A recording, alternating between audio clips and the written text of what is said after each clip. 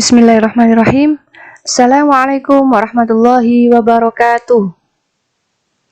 Baik anak-anak, bertemu lagi dengan Bu Husna. Bu Husna akan menyampaikan materi tentang ide pokok muatan bahasa Indonesia.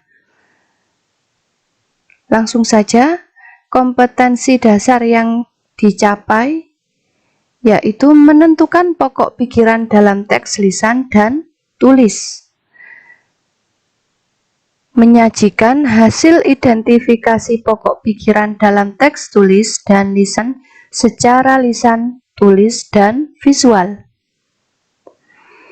Yang kita bahas yaitu ada ide pokok teks lisan dan tulis. Yang pertama kita membahas pada teks tulis. Apakah itu ide pokok? Ide pokok merupakan inti dasar permasalahan suatu teks. Jadi intinya bacaan tersebut itu membahas tentang apa sih? Itu loh. Nah, kata lain dari ide pokok adalah pokok pikiran, gagasan utama, dan pikiran utama. Dalam suatu paragraf terdiri dari kalimat utama dan kalimat penjelas. Kalimat utama adalah kalimat yang berisi ide pokok.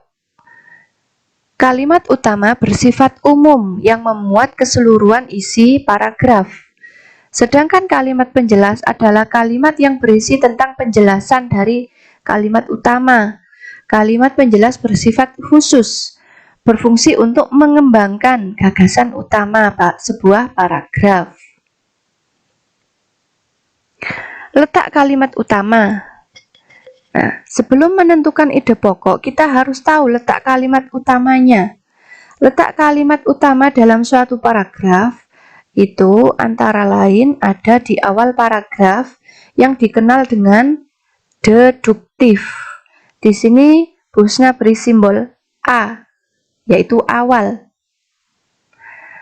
Yang kedua, kalimat utama terletak di akhir paragraf, atau istilahnya adalah induktif.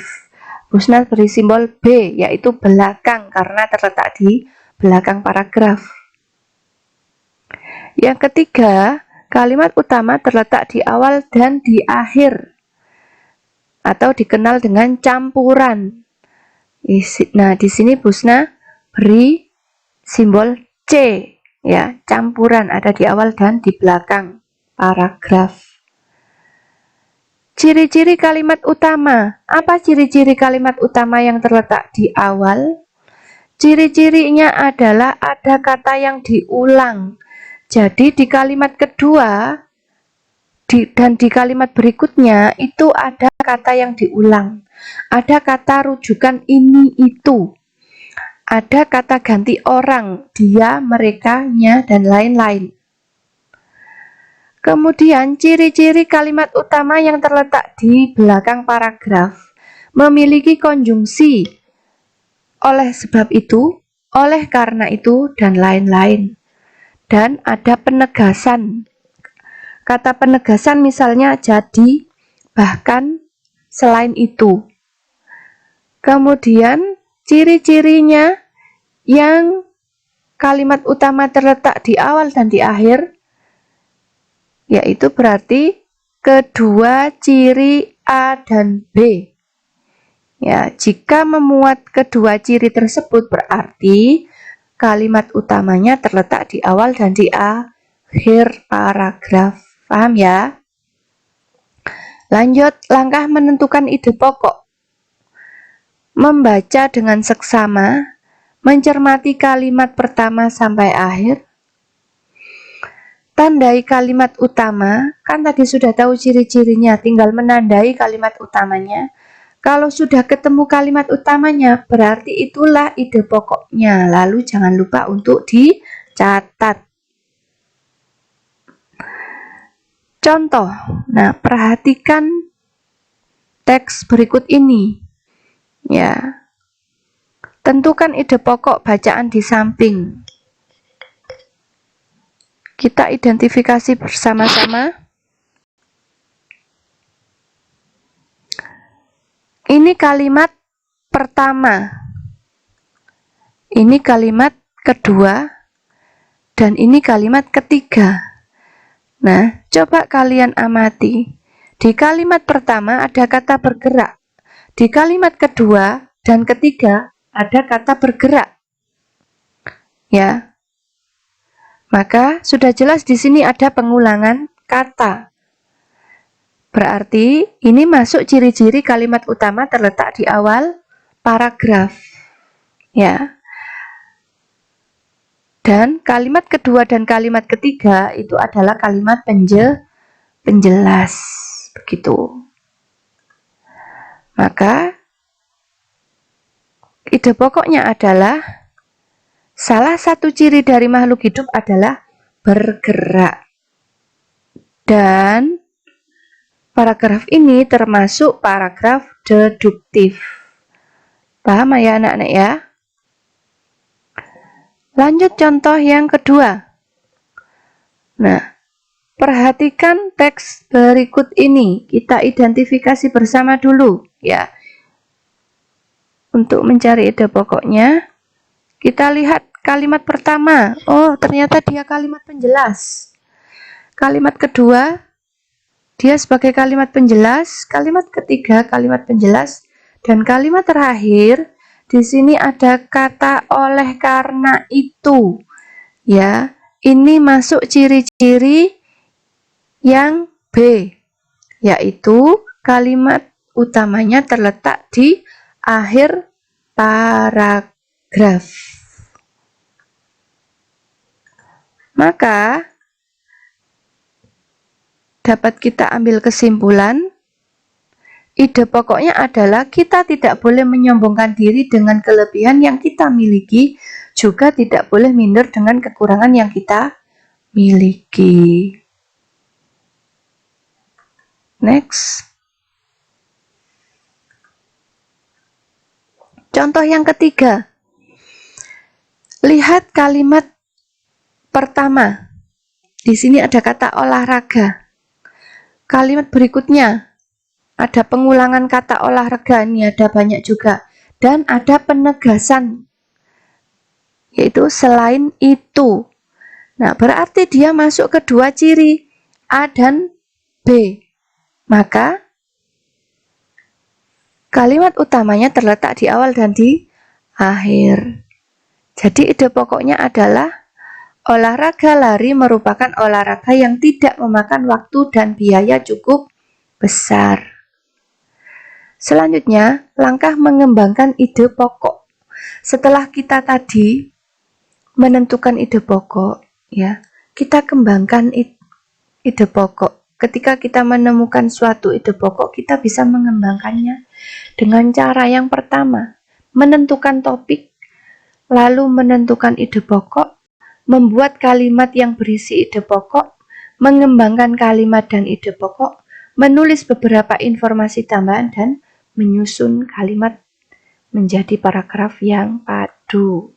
Ini adalah contoh, ya. Ini ada ide pokok, peran organ gerak bagi kehidupan manusia. Kalimat utamanya bisa dibuat dari ide pokok ini. Semua organ gerak sangat penting untuk kehidupan manusia atau kehidupan kita. Nah, dari kalimat utama ini kita akan membuat kalimat penjelas yang menjelaskan kalimat utama. Kenapa organ gerak itu sangat penting? Nah, dijelaskan di sini karena manusia tidak dapat bergerak. Ya. Karena tidak ada yang membantu berjalan. Manusia bergerak dengan bantuan tulang dan otot. Tanpa tulang kita tidak dapat berdiri tegak. Tidak ada yang melindungi organ penting. Tanpa otot manusia tidak bisa bergerak. Ya. Sampai di sini kita akan jadikan menjadi sebuah paragraf. Nah, ini kalau disajikan dalam bentuk paragraf, jadinya seperti ini. Paham anak-anak ya? Selanjutnya adalah teks lisan. Teks lisan adalah teks yang disampaikan dalam bentuk lisan atau ucapan. Ya, contohnya adalah berita dari TV, pidato, wawancara, berita dari radio. Nah, bagaimana cara menuliskan isi teks lisan? Yang pertama, baca dengan sungguh-sungguh, kemudian dicatat. Setelah itu tentukan topik dan kalimat utama, tentukan ide pokok, lalu tulislah ide pokok dari apa yang kita dengar.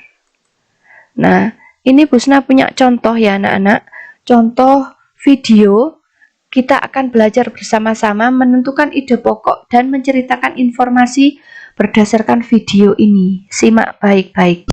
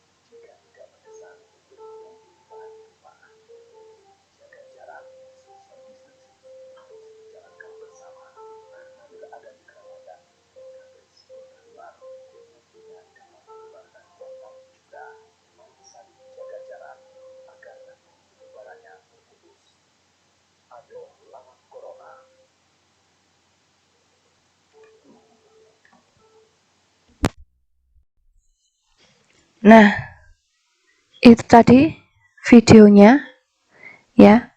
Apa kira-kira ide pokoknya? Ide pokoknya adalah ajakan untuk melawan corona. Nah, bagaimana cara melawan corona? Yaitu dengan cara social distancing, jaga jarak, bekerja di rumah, beribadah di rumah, dan berdiam diri di rumah. Nah, itu adalah salah satu cara untuk memutus mata rantai penyebaran virus COVID-19. Nah, mudah-mudahan kita dihindarkan dari penyakit tersebut. Oke, next. Yang selanjutnya adalah menentukan ide pokok pada gambar. Nah, perhatikan ini ada gambar. Kalau dibuat ide pokok, ya, jadinya seperti ini, sesuai dengan apa yang ditampilkan di gambar ini.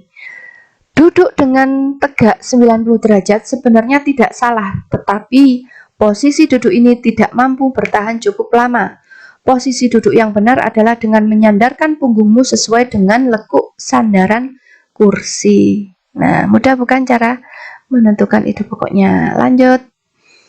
Nah, menuliskan ide pokok teks menggunakan diagram pohon. Kalau kita mau menyajikan ide pokok dalam bentuk diagram pohon, ya, bentuknya seperti ini. Yang di bagian tengah itu adalah judul bacaannya, kemudian yang di bagian sampingnya kanan kiri ini itu adalah bagian ide pokok berdasarkan banyaknya paragraf yang ada di bacaan tersebut. Paham ya? Lalu yang terakhir adalah membuat cerita pendek berdasarkan ide pokok.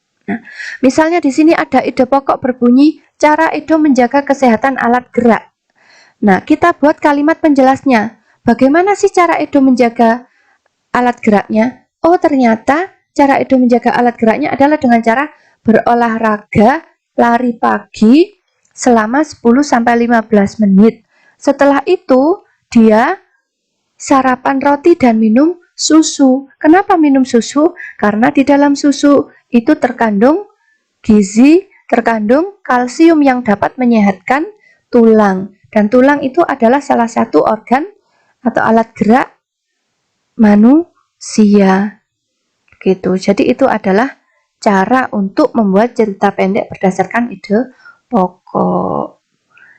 Nah, paham ya anak-anak ya? Oke. Itu saja yang dapat Bu Husna sampaikan. Mudah-mudahan anak-anak memahaminya. Apabila nantinya ada yang kurang jelas, bisa langsung disampaikan kepada Bapak Ibu Guru supaya mendapatkan penjelasan yang lebih mendetail. Oke, itu saja.